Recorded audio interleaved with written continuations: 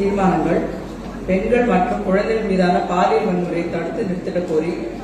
அனைத்து தொழிலாளருக்கும் குறைந்தபட்ச மாத ஊதியத்தினை ரூபாய் 26,000 உத்தரவாதப்படுத்திட வலியுறுத்தியும் 33% இடஒதுக்கீடு சட்டத்தினை காலதாமதமின்றி உடனடியாக நிறைவேற்றி வலியுறுத்தியும் கண்காணிப்பு கேமராக்களை பொருத்துவதன் மூலமும் பொது போக்குவரத்தினை பலப்படுத்துவதன் மூலமும் பெண்கள் மற்றும் பெண் குழந்தைகளின் பாதுகாப்பினை உத்தரப்படுத்தவும் வலியுறுத்தியும் அனைத்து பணியிடங்களிலும் பாதுகாப்பான பணிச்சூழலை உத்தரவாதப்படுத்த கோரியும் இரவு நேர பணிகளில் ஈடுபடும் பெண்களின் பாதுகாப்பினை உறுதி செய்ய உச்சநீதிமன்றத்தின் தீர்ப்பின் அடிப்படையில் அனைத்து நடவடிக்கைகளையும் எடுக்க வலியுறுத்தியும் அனைத்து தொழிலங்களிலும் உள்புகார் குழுக்களை முறையாக அமைக்க கோரியும் தொழிலாளர் தொகுப்பு சட்டங்களை உடனடியாக திரும்ப பெற கோரியும் பொதுத்துறை நிறுவனங்களின் பங்கு விற்பனையை கைவிட வலியுறுத்தியும்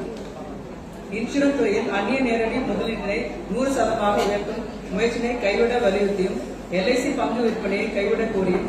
IRDA மற்றும் அரசு முகவர்களின் மீது தொடுக்கப்படும் தாக்குதல்களை தடுத்து நிறுத்தி வலியுறுத்தியும் 3ஆம் 4ஆம் பிரிவு ஊழியர்களை உடனடியாக பணி நியமனம் செய்ய LIC நிர்வாகத்தை வலியுறுத்தியும் அனைவருக்கும் 1995ஆம் ஆண்டு பென்ஷன் திட்டத்தை அமல்படுத்த வலியுறுத்தியும்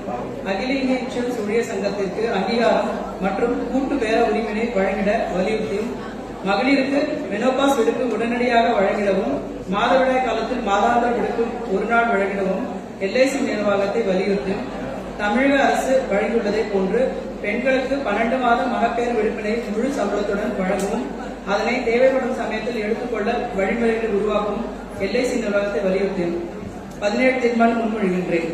இந்த தீர்மானங்களை வழிமொழிய தோழர் ராஜேஸ்வரி திருநெல்வேலி கோட்டத்தை அனுப்பி